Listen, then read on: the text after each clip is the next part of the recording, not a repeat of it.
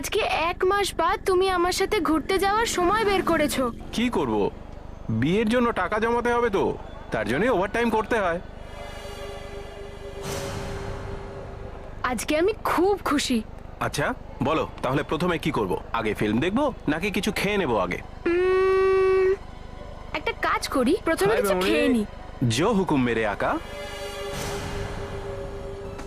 উপরে গিয়ে। হ্যালো। ছেড়ে দাও, এই ফালতু ছেলেদের কথায় কান দিতে নেই, তুমি চলো। কিন্তু মহেশ, ও কি সব বাজে ইঙ্গিত করছে আমার আরে দিকে। ছেড়ে দাও, তুমি তাকাচ্ছ কেন? তুমি এত ভীতু কেন? আমি এক্ষুনি ওদের শিক্ষা দিচ্ছি।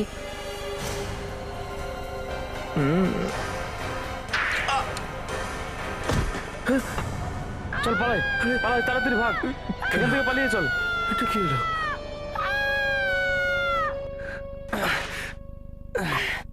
এরা আবার কারা? অভিজিৎ স্যার।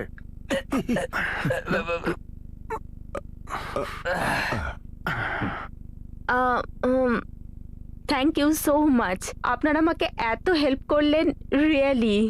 না না, এতে থ্যাংক ইউ এর কি আছে, এটা তো আমার ডিউটি, মানে আমাদের সবার ডিউটি। ম্যাডাম, এই হলো আপনার ঘরের চাবি আর এই পেপারস, দেখে নিন। Thank you Dinesh. এত কম সময় আমি এত ভালো একটা বাড়ি পেয়ে গেছি, আমি ভীষণ খুশি। সেটা তো ঠিকই, বাড়িটা ভীষণ ভালো। এক্সকিউজ মি, হ্যালো, হ্যাঁ বলছি। কি মাঝখানে? আপনি একটা কাজ করুন, লাশটাকে কাউকে ধরতে দেবেন না, আমরা পৌঁছচ্ছি। টুজ মোলে একখানা লাশ পাওয়া গেছে ভাই, চলো যেতে হবে। মোলে লাশ?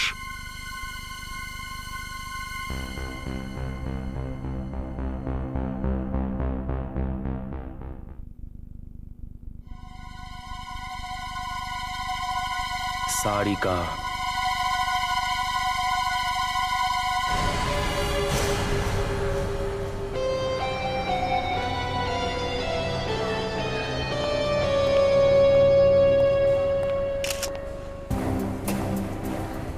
ঠিকঠাক বলো, কি হয়েছিল এখানে? কে মেরেছে একে? আমরা সত্যি বলছি স্যার, আমরা জানি না ওকে কে মেরেছে। আমি তো আমার বয়ফ্রেন্ডের সাথে ঘুরতে এসেছিলাম, আর এই ছেলেটা আমাকে বিরক্ত করছিল। তাও প্রায় 10-12 ফুটের দূরত্ব আছে স্যার ব্যালকনি থেকে। স্যার আমরা এখানে ঘুরছিলাম আর তারপর এরা টোন করছিল, আমি ওকে ঝামেলায় যেতে বারণ করলাম আর তারপর তারপর? তারপর আমি ওকে থাপ্পড় মেরেছি। তারপর কি হলো? তারপর হঠাৎ করে এই লাশটা এখানে পড়ে গেল। এদিকে এসো। কি হলো? মেয়েদের পিছনে লাগো, লজ্জা করে না? কি করা উচিত স্যারের? দয়া, এর দুটো কান টেনে 6 ইঞ্চি লম্বা করে দাও। ঠিক আছে স্যার, আয়। অভিজিৎ, আমার মনে হয় মেয়েটা ওদিক থেকেই পড়েছে।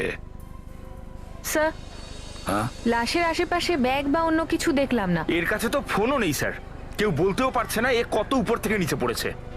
আর স্যার এখানে কেউ চিৎকার চেঁচামেচির কোনো আওয়াজও শুনতে পায়নি। যদি এই মহিলা উপর থেকে এইখানে নিচে পড়ে আর একে কেউ ধাক্কা দিয়ে থাকে, তাহলে চিৎকার কেন করলো না? এমনটা নয় তো যে আত্মহত্যা করেছে? স্যার, হ্যাঁ। থার্ড ফ্লোরে একজন লোক আছেন যিনি এই মহিলাকে ওখান থেকে পড়ে যাওয়ার আগে একজন লোকের সঙ্গে কথা বলতে দেখেছিলেন স্যার। আচ্ছা, চলো গিয়ে দেখি।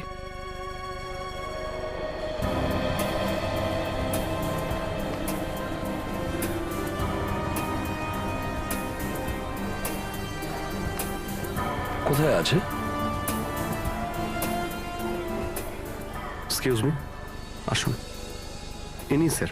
আচ্ছা, বলো, কে ছিল সেই লোক যাকে তুমি দেখেছো? না স্যার, আমি তো ওই লোকটার মুখ দেখতে পাইনি, তবে ওরা নিজেদের মধ্যে কথা বলছিল। কথা বলতে দেখেছো তুমি? তারপরে হঠাৎ দেখলাম পাবলিক চিৎকার করছে, তখন আমি ব্যাপারটা দেখলাম। তারপর ওই লোকটা কোথায় গেল? ওই লোকটা কোথাও উধাও হয়ে গেল। উধাও হয়ে গেল? আচ্ছা, যখন ওরা দুজন কথা বলছিল তখন ওরা নর্মাল কথা বলছিল নাকি ঝগড়াঝাটি করছিল? কিছু দেখেছিলে? না স্যার, নিজেদের মধ্যে এমনি কথা বলছিল, যেরকম আপনি আর আমি কথা বলছি না, ওরকমই। কিন্তু কিন্তু কি? ওই লোকটাকে দেখতে ভীষণ অদ্ভুত ছিল। অদ্ভুত ছিল? অদ্ভুত মানে? লোকটা টুপি পরেছিল আর কালো রঙের চশমাও পরেছিল।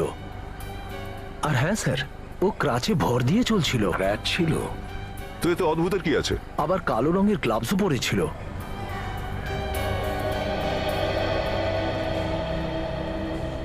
অবাক কাণ্ড। মারামারি হয়নি, কেউ ধাক্কা মারেনি, কেউ চিৎকার শুনতে পায়নি, আর মেয়েটা এখান দিয়ে পড়ে গিয়ে মারা গেল, আর কেউ ওকে দেখতেও পায়নি। সারপ্রাইজড। 1 মিনিট স্যার, আমি তো একটা কথা আপনাদের বলতেই ভুলে গেছি। কি? ওই মহিলার সাথে একটা বাচ্চাও ছিল। বাচ্চা? কোথায় এই বাচ্চাটা? সেটা জানি না স্যার। আরে স্যার, তার মানে এই বাচ্চাটা এখানে কোথাও আছে। চলো খুঁজি। স্যার আমি সিসি মনিটর রুম চেক করে আসি।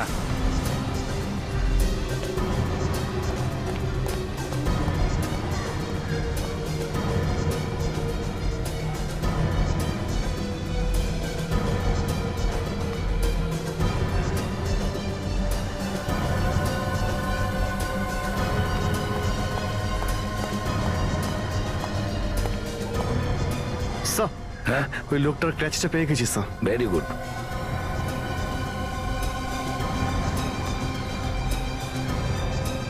আমি আছি তো এখানে, তুমি চিন্তা করছো কেন?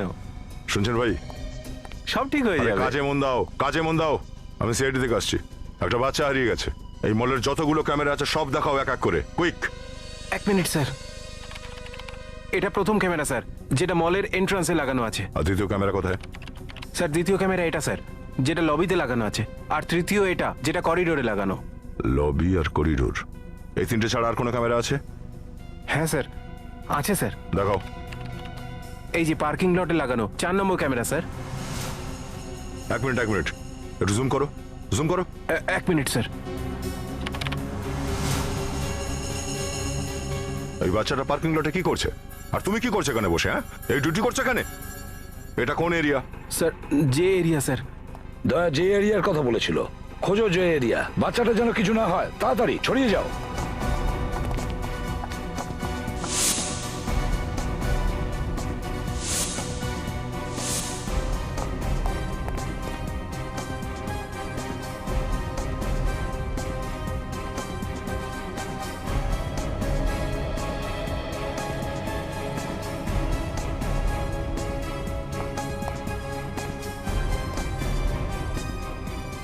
যে স্যার, হ্যাঁ অভিজিৎ। যে ব্লকটা এইদিকে স্যার।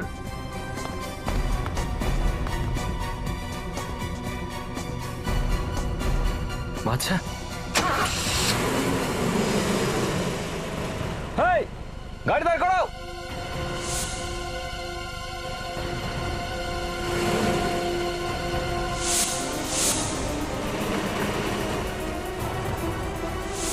আরে এই, দাঁড়া।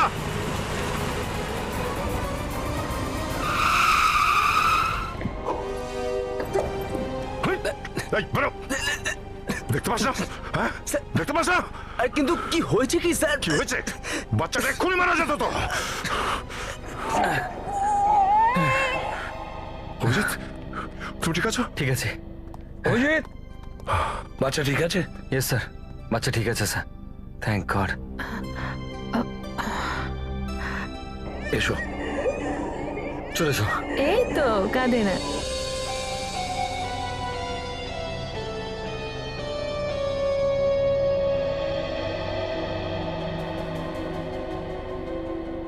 স্যার, ওই পার্কিং লটে বাচ্চাটা যে জামা পরেছিল সেটা থেকে আমরা কিছু জানতে পারি? হ্যাঁ, হতে পারে। চেক করো, দেখো, কিছু হয়তো জানা যাবে।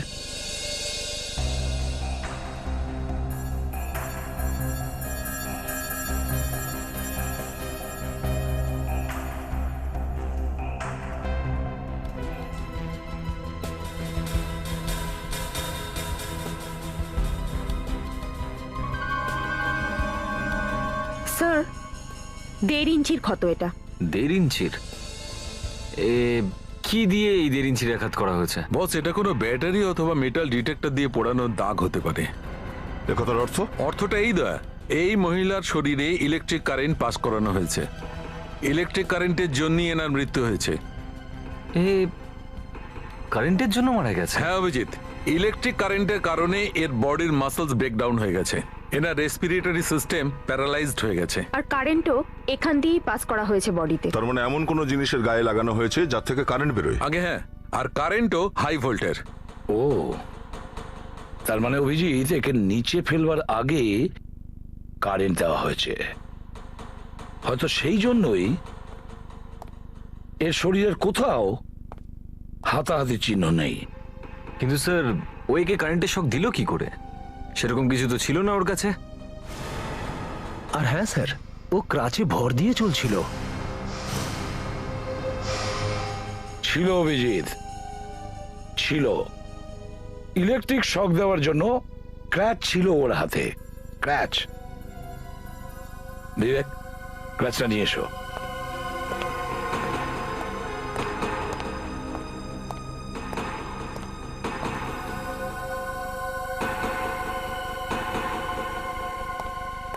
দাও।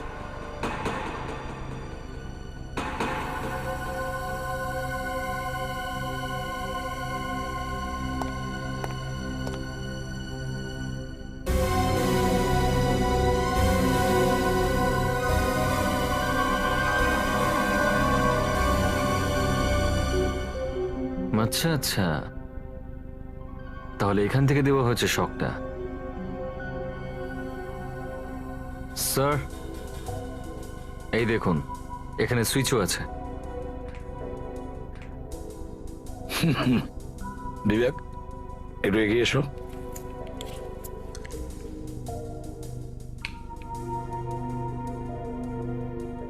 দেখো,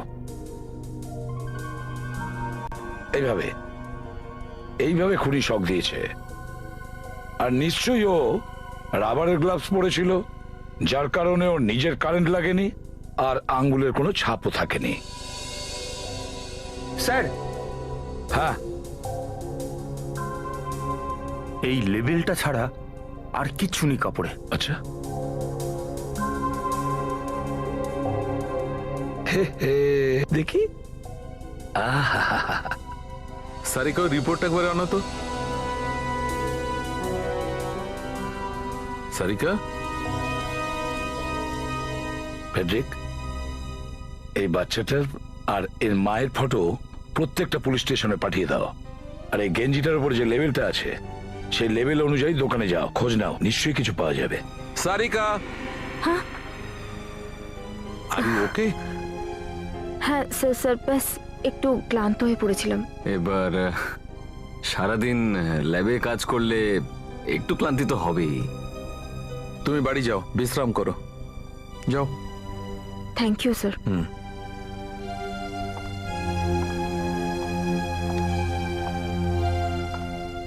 বিশ্রাম করবেন, হ্যাঁ? You take care.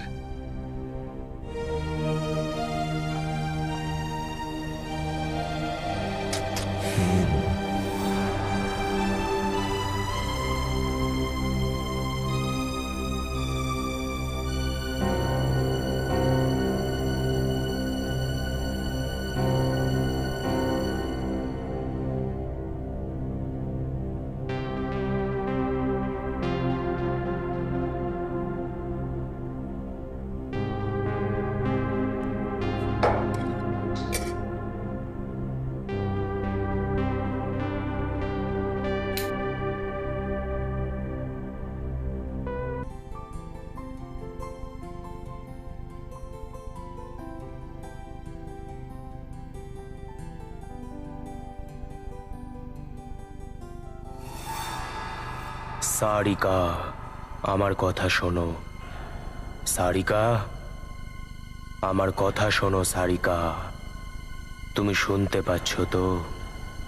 সারিকা, মন দিয়ে শোনো, মন দিয়ে শোনো। সারিকা, কে কে কে ওখানে?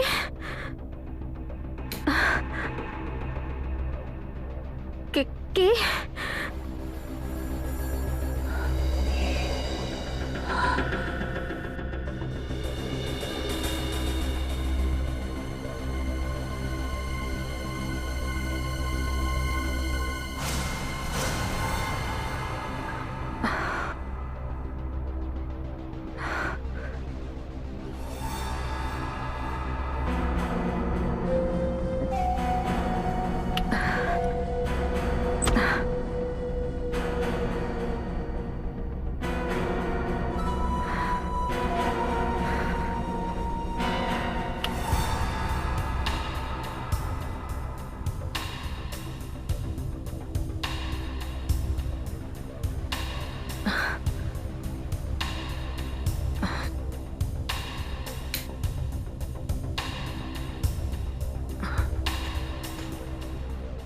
আমার কথা শোনো সারিকা, আমার কথা শোনো সারিকা।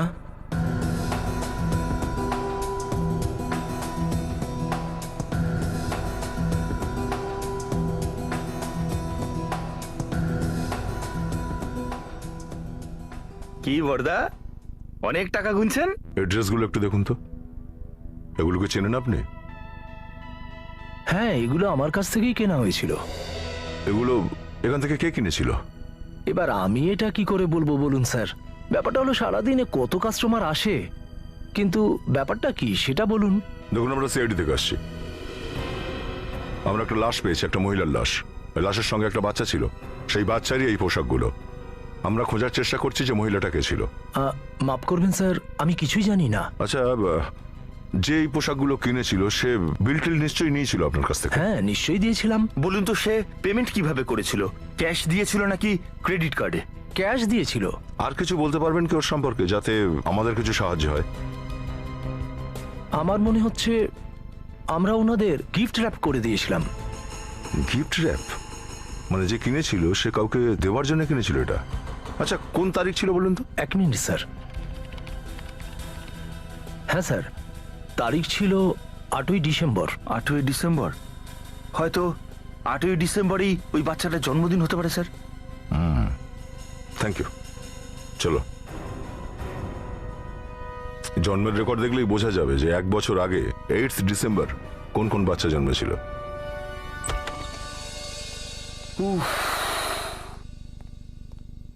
হাতির মতন মাথা দোলাচ্ছ কেন?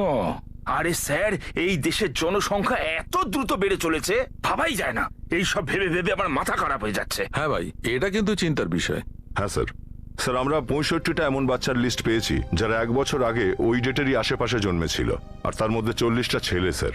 তার মানে এই বাচ্চাটা ওই 40 জনের মধ্যে? হ্যাঁ, আর 40টা বাচ্চার সবারই বাবা মার সম্পর্কেও জানতে পেরেছি স্যার, কথা বলেছি। ওদের মধ্যে 3 জন এমন আছে যেগুলো আমাদের কাজে লাগতে পারে।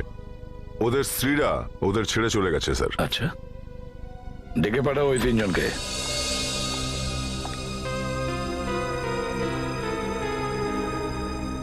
স্যার, এই হলো নিতেশ, এ করণ আর এ দীপক। তোমাদের 3 জনকে এটা জানার জন্য ডেকেছি যে তোমাদের স্ত্রীরা কোথায় আছে। আমরা একজন মহিলার লাশ পেয়েছি, দেখো তোমরা কেউ চিনতে পারো কিনা। এসো এসো।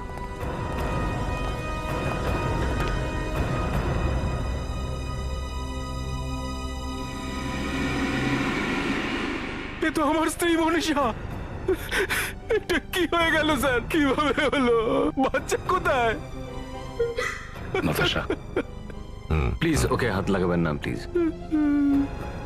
দেখুন, আপনার ওয়াইফের মৃত্যুতে আমরাও দুঃখিত, কিন্তু আমরা জানতে চাই যে আপনি কাউকে সন্দেহ করছেন কিনা। কে করতে পারে এই কাজটা? কারোর সঙ্গে আপনার কোনো শত্রুতা, এনার কোনো শত্রুতা? না স্যার, না আমার কোনো শত্রু ছিল না ওর।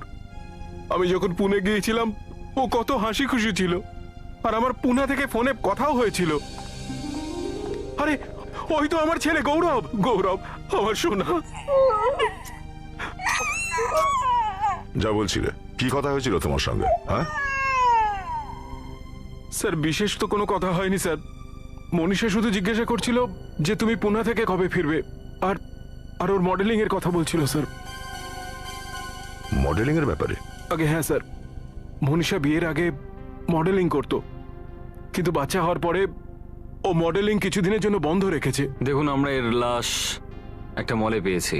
আপনি কি বলতে পারবেন যে ওখানে কি করতে গেছিলেন উনি? না স্যার, আমি কিছু জানি না স্যার। ও শুধু এটা বলেছিল যে কোনো ফটোগ্রাফারের সঙ্গে দেখা করতে যাবে এনকোর থিয়েটারে। এনকোর থিয়েটারে? আরে ভাই, তুমিও না সত্যি। কারা আপনারা? আমরা সিআইডি থেকে আসছি। ম্যানেজার কে এখানে? আগে আমি।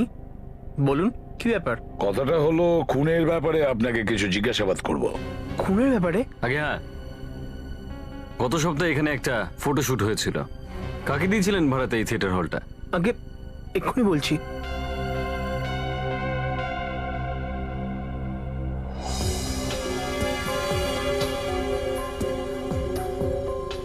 স্যার 7 দিন আগে বুক করেছিল ফটোশুটের জন্য, কিন্তু শুটিং তো হয়নি, ক্যান্সেল হয়ে গেছিল। শুটিং ক্যান্সেল হয়ে গেছিল? কেন? স্যার বেশি কিছু তো বলতে পারবো না, কিন্তু মডেল আসেনি, বাকি সবাই তো ছিল, ইউনিটের লোকেরা আর ফটোগ্রাফারও। তো মডেল না আসার জন্য শ্যুটটা ক্যান্সেল হয়ে গেছিল নাকি? হতে পারে স্যার। ফটোগ্রাফারের নাম জানো নাকি? কে ছিল? স্যার ফটোগ্রাফারের নাম তো আমি ঠিক জানি না, কিন্তু যে এজেন্সি বুক করেছিল ওই এজেন্সির নাম হলো Moonshine agency sir. Moonshine agency? Yes sir. ঠিক আছে, দরকার পড়লে আপনাকে ডেকে নেব।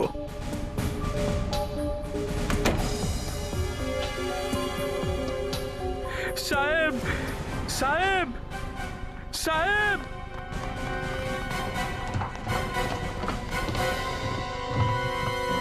আওয়াজ তো উপর থেকে আসছে। গিয়ে দেখো তো, যাও।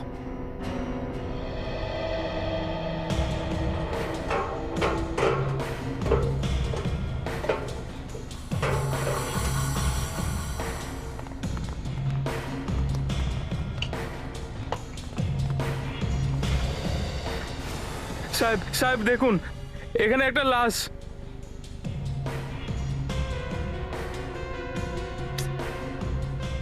স্যার, হ্যাঁ, এখানে একটা লাশ আছে। লাশ আছে?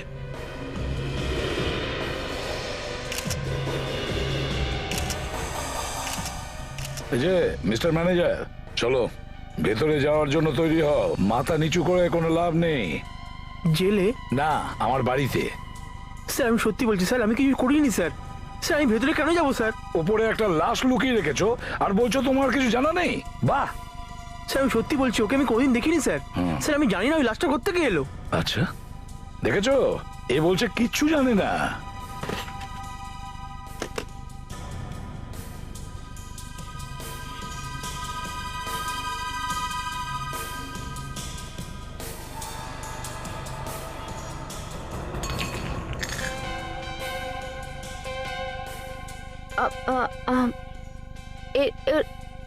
গলায় একটা দাগ আছে, এ দেখুন।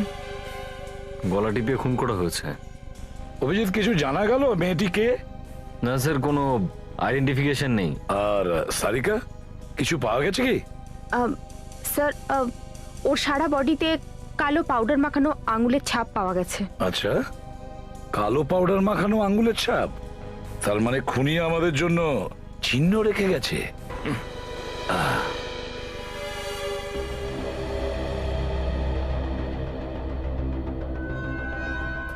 সবাই দেখুন, আপনাদের মধ্যে কেউ ওই মেয়েটাকে চেনেন?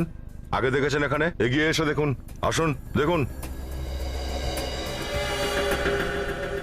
না স্যার। ঠিক আছে ফেডরিক, এদের প্রত্যেকের নাম আর ঠিকানা নিয়ে নাও, সবার।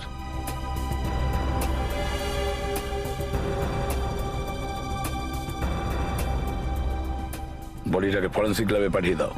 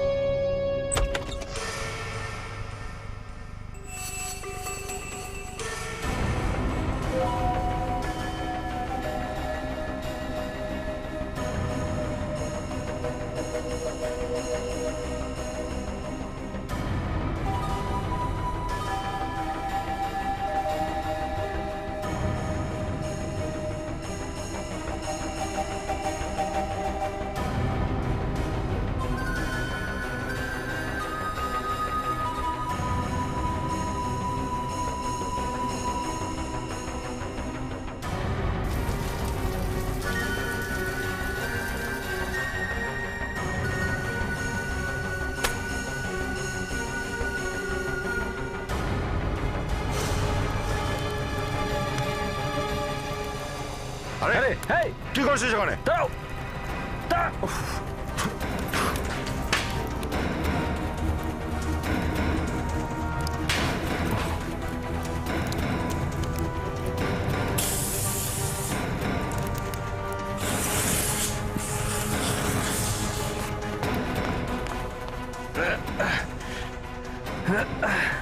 কোথায় যাচ্ছিস? হ্যাঁ, ল্যাবে আগুন লাগাবি?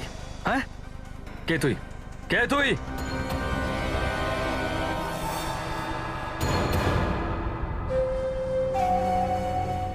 ডক্টর সারিকা, আপনি? ডক্টর সারিকা?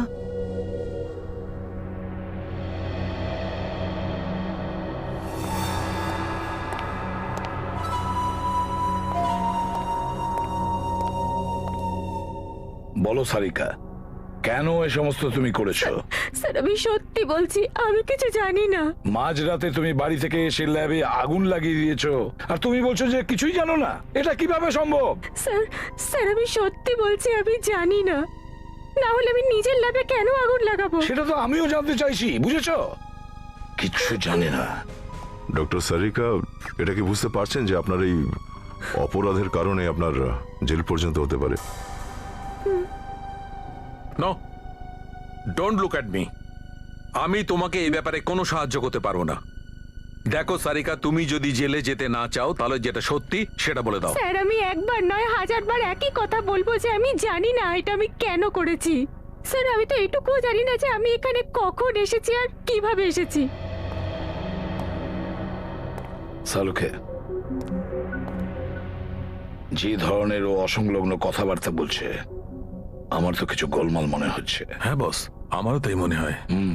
ল্যাবে বেশ কিছুদিন ধরে মন দিয়ে কাজও করছে না। তোমার শরীর টরীর ঠিক আছে তো সারিকা? হ্যাঁ, শরীর তো ঠিক আছে।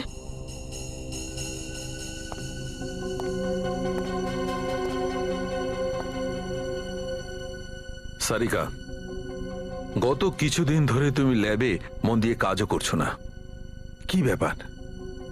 Any problem? এমন কোনো ব্যাপার যা তুমি আমার কাছে গোপন করছো? হ্যাঁ স্যার, যবে থেকে আমি আমার নতুন বাড়িতে গেছি আমি কিছু শব্দ শুনতে পাই। আওয়াজ? কিরকম আওয়াজ? জানি না, প্রত্যেক রাতে আমাকে কেউ একজন নাম ধরে ডাকে। নাম ধরে ডাকে? কে? আর তুমি আমাকে আগে বলোনি কেন? এতক্ষণে তোর আমরা ওর হাত পা ভেঙে দিতে পারতাম। আমার মনে হয়েছিল হয়তো আমার মনের ভুল, আর আমি যদি আপনাদের এসব কথা বলতাম তাহলে আপনারা আমাকে নিয়ে মজা করতেন, এই জন্যই বলিনি। আরে কিন্তু সে কে? জানি না, শুধু তার গলার স্বর শুনতে পাই। কি? শুধু আওয়াজ?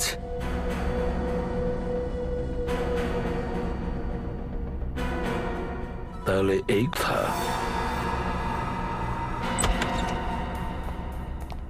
সারিকার ঘরটা ভালো করে চেক করো, প্রত্যেকটা জিনিস চেক করো, প্রত্যেকটা কোণা, প্রত্যেকটা দেওয়াল চেক করো। কোনো না কোনো জায়গায় জিনিসটা লুকোনো আছে যেটা দিয়ে ওকে হিপনোটাইজ করা হচ্ছে। তাড়াতাড়ি তাড়াতাড়ি। কিন্তু স্যার, এই তো কিছুদিন আগেই আমরা এখানে জিনিসপত্রগুলো নিয়ে এলাম, তখন তো বাড়িতে কিছুই ছিল না। না ফ্রেডি স্যার, যেদিন থেকে আপনারা জিনিসপত্র এখানে শিফট করে গেছেন সেদিন থেকে কেউ নাম ধরে আমায় ডাকছে।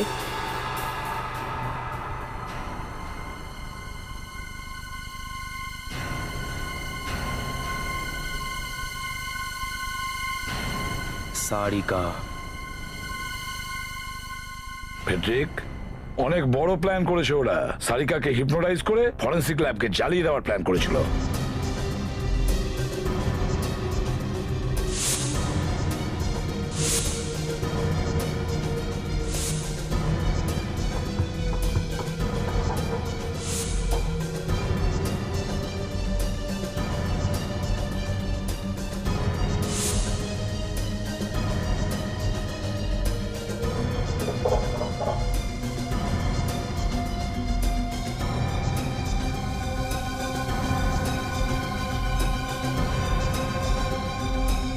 স্যার।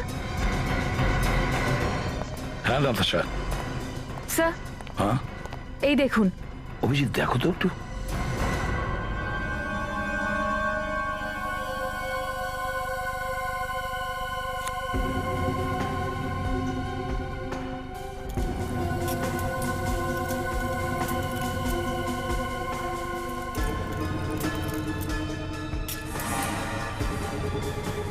এটা তো স্পিকার স্যার।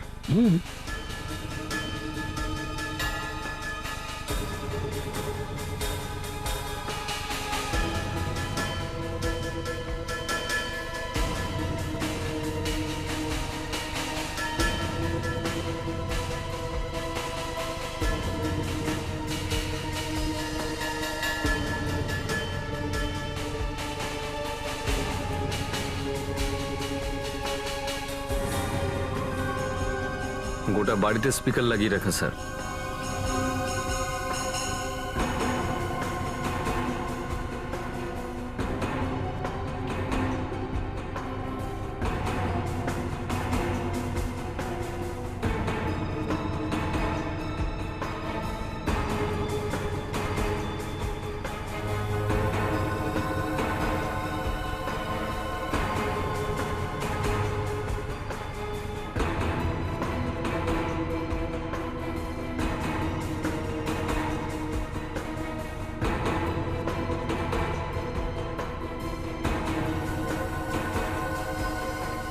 ওহো স্যার, এইখানটায় মাইক লাগিয়ে রাখা, এইখানে সারিকা সারিকা বলে ওকে হিপনোটাইজ করে দিয়েছে কেউ। আর স্যার এটাতে ওই লোকটার আঙুলের ছাপ থাকবে নিশ্চয়ই। হ্যাঁ কিন্তু স্যার ওই লোকটা এটা এখানে লাগালো কি করে? নাতাশা, এটা সেই বলতে পারবে যে সারিকাকে এই বাড়িটা দিয়েছে, ওই এস্টেট এজেন্ট। বস, সারিকার ঘরে যে মাইক পাওয়া গেছে ওতে ফিঙ্গারপ্রিন্ট আছে। হয়তো সেই লোকটারই হবে যে সারিকাকে দিয়ে এই কাজটা করাতে চায়। সারিকা, ওই প্রিন্ট ম্যাচ করে দেখো। আর হ্যাঁ, এই যে আঙুলের ছাপ পাওয়া গেছে এটাও ম্যাচ করে দেখো, কুইক। হ্যাঁ স্যার। আর সালুকে এই আঙ্গুলের ছাপটা কার? বস, এগুলো যে আঙুলের ছাপ সেই আঙুলের মাথায় কিছু কেমিক্যাল লাগানো ছিল। আঙ্গুলের উপর কেমিক্যাল? হ্যাঁ ফ্রেডি, সেই কেমিক্যাল যেটা ল্যাবে ফটো ডেভেলপ করতে লাগে না, ওই কেমিক্যাল। ওহো, তার মানে হচ্ছে খুনি কোনো ফটোগ্রাফার নাকি? অভিজিৎ, এই মনীষাও তো একজন ফটোগ্রাফারের সঙ্গে দেখা করতে গিয়েছিল থিয়েটার হলে। হ্যাঁ স্যার, স্যার এই দুটো কেসের নিজেদের মধ্যে কোনো না কোনো কানেকশন তো আছেই। দুটো কেসের নয়, 3টে কেসের। 3টে কেস? 3 নম্বর কেসটা কি? আমার কেস। এই মাইকটার উপর থেকে যে আঙুলের ছাপ পেয়েছি আমরা, ওই ফিঙ্গারপ্রিন্টস, আর এই লাশটার উপর থেকে যে আঙুলের ছাপ পেয়েছি, দুটোই ম্যাচ করে গেছে। এই দেখুন। দেখেছো সালুকে, খুনি কত চালাক। সারিকাকে হিপনোটাইজ করে প্রমাণগুলো নষ্ট করার চেষ্টা করছিল। সবার আগে ওই ফটোগ্রাফারকে ধরতে হবে। কি নাম বলেছিল এজেন্সির যারা থিয়েটার হলে বুক করেছিল? Moonshine agency. Moon sign agency.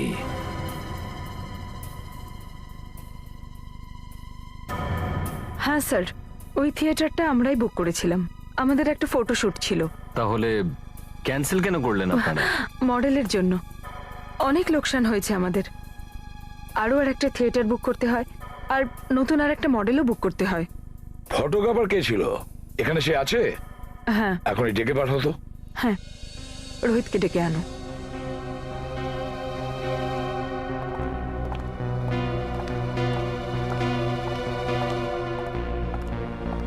তুমি আমাকে ডাকছিলে কবিতা?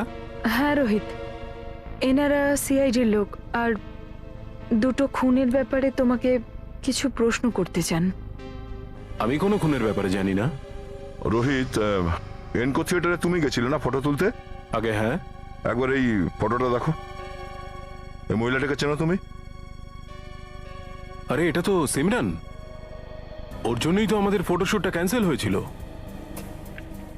আর এটা এসেছিল সঙ্গে? মনীষা?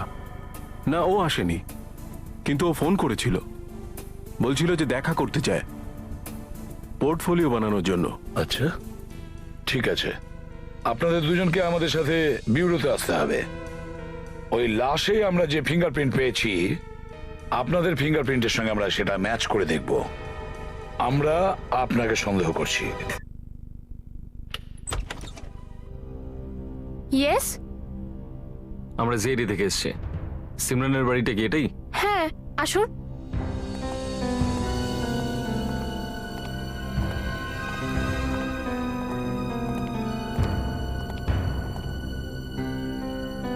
বলুন।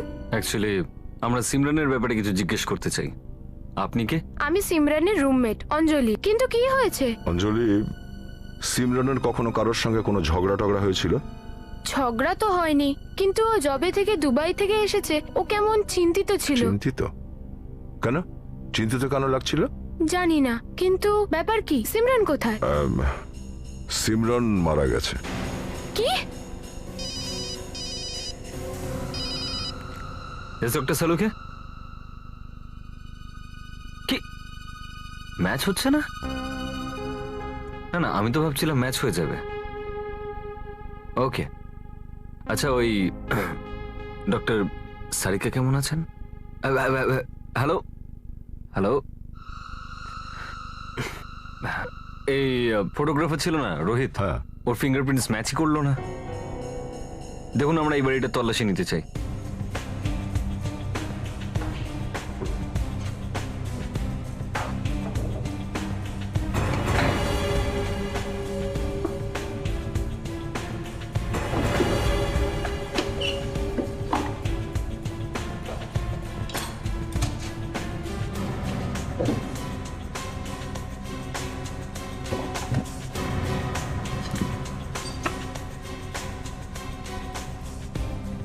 অভিজিৎ, এই দেখো ভিসার কাগজপত্র সিমরনের নামে, আর এই যে শিল্পী এজেন্সির লেটার, ওনারের নামই শিল্পী।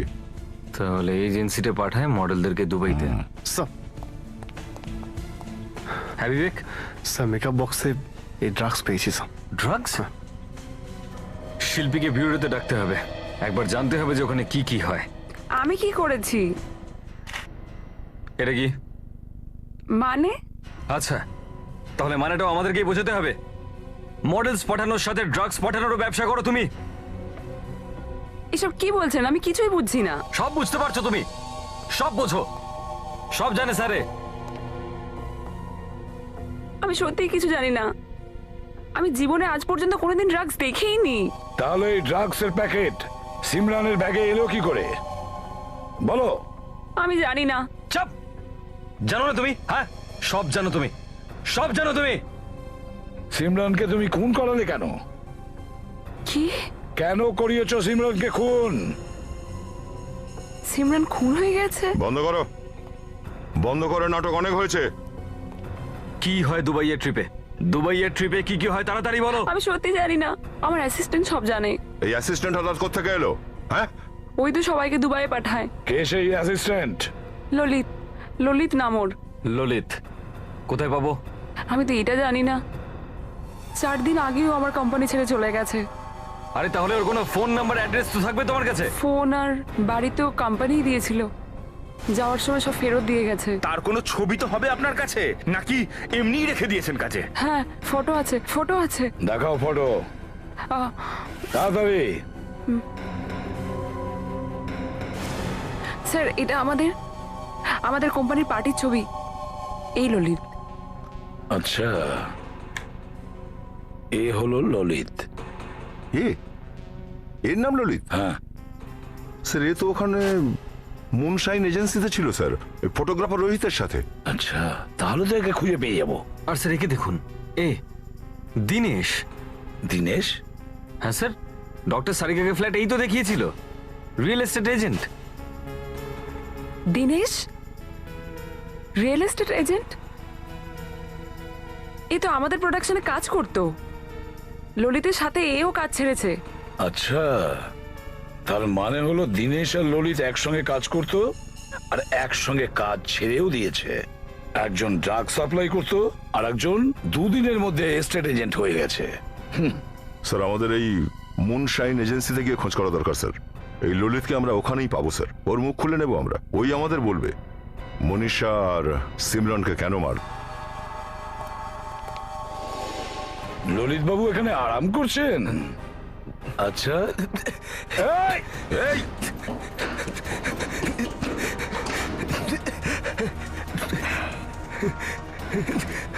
ছাড়ুন, ছাড়ুন, ছাড়ুন আমায়।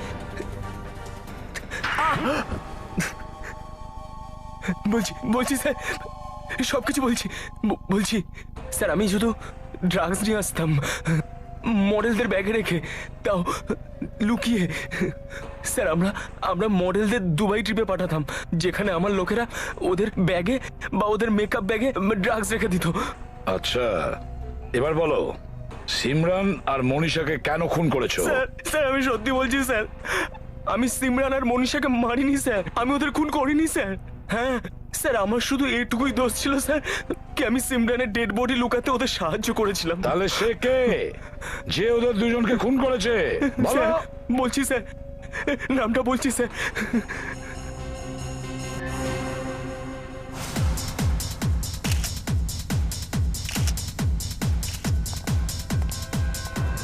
আরে আরে, আপনারা কারা? কোথায় চলে যাচ্ছেন আপনারা?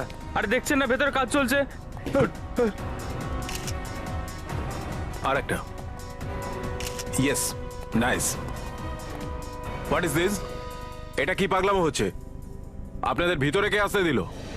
আমিও মডেলিং করব। আমরা পাঠিয়েছি একে। মডেলিং এর আড়ালে ড্রাগের বিজনেস। খুব উন্নতি করে ফেলেছেন আপনি, দেখছি তো। হ্যাঁ,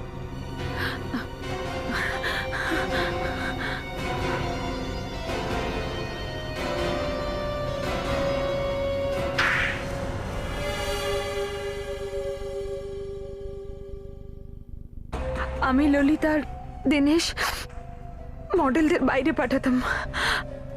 ওখানে আমাদের একটা লোক ছিল যে চুপি চুপি ওদের ব্যাগের মধ্যে ড্রাগ ভরে দিত, আর ওরা এখানে আসার পর আমরা ওই ড্রাগ বের করে এখানে সাপ্লাই করে দিতাম।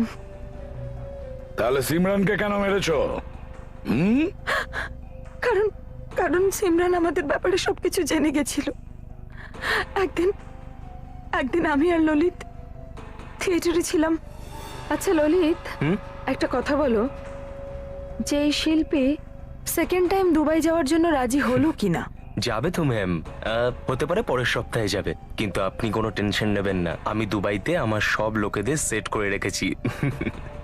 তোমরা সবাই ধরা পড়বে। তুমি কে? ললিত ভালোভাবে জানে যে আমি কে। ম্যাডাম, সিমরান। আমি সেই মেয়ে যে সবে দুবাই থেকে ফিরেছে, যাকে আপনারা দুবাইয়ে পাঠিয়েছিলেন। তুমি আমার ভ্যানিটিতে ড্রাগস রেখে একদম ভালো করনি।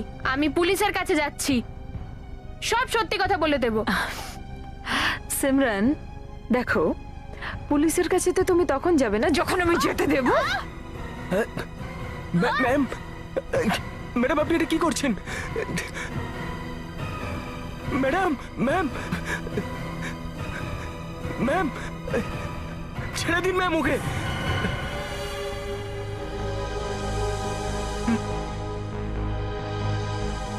ও মাই গড, ম্যাম, এ তো মরে গেছে। এবার কি হবে? কিচ্ছু হবে না। তুমি ওকে বাঁধতে আমাকে সাহায্য করো। আর মনীষা কি ক্ষতি করেছিল তোমার? কেন ওকে মেরেছিলে? ও আমাকে ব্ল্যাকমেল করছিল। তার মানে? সেদিন যখন আমি আর ললিত সিমরানের লাশটাকে সরিয়ে ফেলার জন্য ওকে বাঁধছিলাম, তখন জানি না কোত্থেকে ও ওখানে এসে পড়ে আর সব দেখে ফেলে।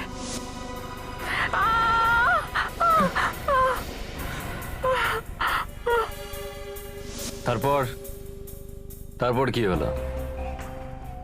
ও 1 কোটি টাকা চায় আর বলে যদি আমরা না দিই তো পুলিশকে বলে দেবে।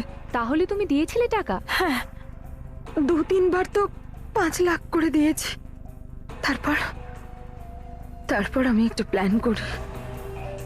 কিরকম প্ল্যান? আমরা ওকে টাকা দেওয়ার ওছিলায় মলে ডাকি, আর ওখানে ওকে ইলেকট্রিক শক দিয়ে ওপর থেকে ধাক্কা মেরে ফেলে দিই, আর বাচ্চাটাকে পার্কিং এ ফেলে রেখে চলে যাই। তুমি খুন করেছো, একটা ছোট্ট শিশুর কাছ থেকে তার মাকে ছিনিয়ে নিয়েছো, তার উপরে ওই বাচ্চাটাকেও তুমি বিপদের মুখে ফেলে দিয়েছো। তোমার যে শাস্তিটাই হোক সেটা কম হয়ে যাবে। সিআইডি গ্যারান্টি অ্যাওয়ার্ডে দেশের সব জায়গা থেকে অনেক সাহসী ঘটনা আপনারা পাঠিয়েছেন, তার জন্য আপনাদের অসংখ্য ধন্যবাদ। এর ফলে একটা কথা প্রমাণিত হয় যে আমাদের দেশ বীরের দেশ। আসুন শুনুন এমনই একটি বীরের কথা। সাহসিকতা এমনই এক নেশা যার হাত থেকে মুক্তি পাওয়া শুধু কষ্টকর নয়, অসম্ভবও বটে। বেলগাঁওয়ের সিভিল ইঞ্জিনিয়ার রাজেশ গোপাল রাও এমনই একজন দুঃসাহসিক মানুষ। 18 ডিসেম্বর 2001 বেলগাঁওয়ের পায়োনিয়ার ব্যাংকে কিছু দুষ্কৃতী মিলে আক্রমণ চালায়। রাজেশ নিজের প্রাণের ঝুঁকি নিয়ে একজন দুষ্কৃতীকে পাকড়াও করে আর তাকে ব্যাংকের সিকিউরিটি ফোর্সের হাতে তুলে দেয়। ব্যাংক এবং বেলগাঁওয়ের জনতা একটা বড় লোকসানের থেকে একটুর জন্য বেঁচে যায়। 14 ডিসেম্বর 2001 একটা বেড ওয়ার্কশপে আগুন লেগে যাওয়ায় উনি একটি নিষ্পাপ শিশুকে সেখান থেকে বাঁচান। আগুনের সঙ্গে এইরকম ভাবে লড়াই ওনার জন্য নতুন কিছু নয়। 21 মার্চ 1997 একটা ফুটওয়ার্ক গোডাউন আর 5 মার্চ 1996 নিজের ঘরে লাগা আগুনের সঙ্গে উনি মোকাবিলা করেছিলেন, যাতে করে আগুন ঠিক সময় আয়ত্তে চলে আসে এবং কোনো জীবনহানি বা কোনো বড় ধরনের ক্ষয়ক্ষতি কিছু হয়নি। শ্রী রাজেশ গোপাল রাওয়ের বীরত্বের যতই প্রশংসা করা হোক না কেন তা কমই হবে। আমি আশা করব এর ফলে আমাদের দেশের প্রচুর মানুষ সাহসিকতার কাজের জন্য প্রেরণা পাবে। সাহসের সম্মান পাওয়া এক আলাদা। For more updates, subscribe to our channel, click the show links and enjoy watching the videos.